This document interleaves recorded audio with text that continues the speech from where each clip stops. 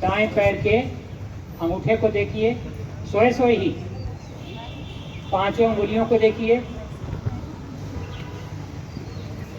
जमीन से लगा होना चाहिए। प्रयास करिए, जिसका न लग रहा हो अभ्यास करेगा धीरे धीरे तो उसका लगने लगेगा।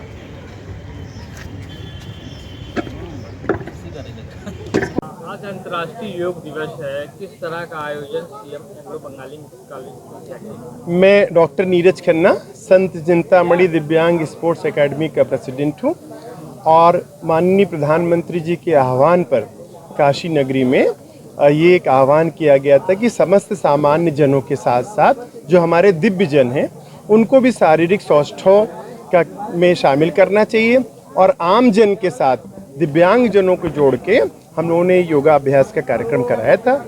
इसका मुख्य विषय ये था कि जो हमारे सामान्य जन हैं और दिव्यांग जन जो हैं उनके साथ एक समरसता स्थापित हो और हमारी सामान्य जन की देखा देखी जो हमारे दिव्यांग जन हैं वो हमको देखते हुए इस योगा अभ्यास को करेंगे तो उनके अंदर योगा अभ्यास की एक सतत प्रवृत्ति और अनुशासित जीवन की एक प्रवृत्ति बनेगी जो उनके आगे जीवन के उन्नयन के लिए काफ़ी लाभदायक होगी। कार्यक्रम में मुख्य अतिथि कौन थे और कहाँ से लोग शामिल हुए? देखिए, कार्यक्रम में मुख्य अतिथि डॉक्टर कमलेश जी थे जो हमारे भारतीय जनता पार्टी और आरएसएस के प्रमुख हैं हमारे काशी नगरी के, वो थे। और इसमें हमारे शहर और शहर के आसपास मिर्ज़ापुर, जौनपुर, बाबतपुर इत्यादि की जो भी दिव्यांग संस्थाएं थीं उनके प्रतिनिधि यहाँ शामिल थे और उनकी जो दिव्यांग संस्थाएं हैं उनके बच्चे यहाँ पे शामिल थे। दिव्यांगों के लिए खास ये प्रोग्राम आयोजन किया गया था योग दिवस पर, तो पहली बार ये हो रहा, तो विचार कैसे आया आप लोगों के माइंड में? देखिए, विचार इसलिए आया क्योंकि हम दिव्यांग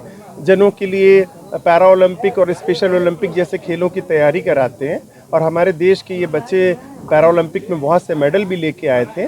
तो हमारे हृदय में आया कि योग की जो भी देश विदेश में अंतर्राष्ट्रीय जो आयोजन होते हैं उनमें जब हमारे बच्चे ओलंपिक और पैरा ओलंपिक में जा सकते हैं तो योग की भी प्रतिस्पर्धाओं में जाके मेडल ला सकते हैं। दूसरी बात, इनको शारीरिक सौष्ठव और मानसिक सौष्ठव के लिए हमको योग से बेहतर कोई दूसरा आयोजन नहीं समझ में आ रहा था, इसलिए हमको ऐसा लगा कि इनको योगाभ्यास की क्रिया में शामिल किया जाना चाहिए।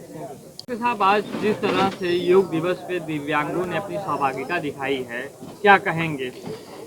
तो देखिए, माननीय प्रधानमंत्री जी का संसदीय क्षेत्र है और सबसे बड़ा विषय ये है कि जो योग की शुरुआत जो पूरी दुनिया में अंतर्राष्ट्रीय योग दिवस मनाया जाता है, इसका शुभारंभ ही काशी से हुआ था। महर्षि पतंजलि जिन्होंने योग की रचना की वह काशी के ही रहने वाले थे, तो काशी के एक मनीषी ने योग की रचना की और काशी के दूसरे मनीषी हमारे सांसद, हमारे प्रतिनिधि आदरणीय नरेंद्र भाई मोदी जी ने उसे पूरे दुनिया में ले जाने का काम किया। और विशेषकर जब हम समावेशित भारत की कल्पना करते हैं तो भारत में करीब 10 करोड़ लोग दिव्यांग हैं, इनको छोड़कर हम समावेशित भारत नहीं बना सकते। इसलिए भारत के प्रत्येक कार्य में हम दिव्यांगजनों को जोड़कर ही आगे बढ़ते हैं। तो आज किस तरह का प्रयास किया गया है योग? आज अंतर्राष्ट्रीय योग दिवस पर वाराणसी में कार्य कर रही लगभग 40 संस्थाएं जो दिव्यांगों के लिए काम करती हैं उनको एकत्रित करके तथा उस संस्थाओं को चलाने वाले जो उनके संचालक लोग हैं तथा दिव्यांगों के प्रति सहानुभूति नहीं समान अनुभूति रखने वाले ऐसे लोगों को बुलाकर जो दिव्यांगों के प्रति अच्छा भाव रखते हैं उनका एक योग कराया गया और बहुत ही सफल और बृहद कार्यक्रम रहा। कितने दिव्यांग साथी शामिल हुए इसमें? कार्यक्रम में कम से कम 80 दिव्यांग थे और इतने ही लगभग उनके परिवार के लोग थे तथा करीब 40 की संख्या में संस्थाओं को चलाने वाले लोग थे। बनारस से ही थे कि अन्य जिले से भी लोग आए थे? नहीं, ये वाराणसी जिले का था क्योंकि यह योग का कार्यक्रम अलग अलग करना था, सभी जिलों में सभी मुख्यालयों पर करना था, इसलिए हम लोगों ने वाराणसी में यह प्रयास किया।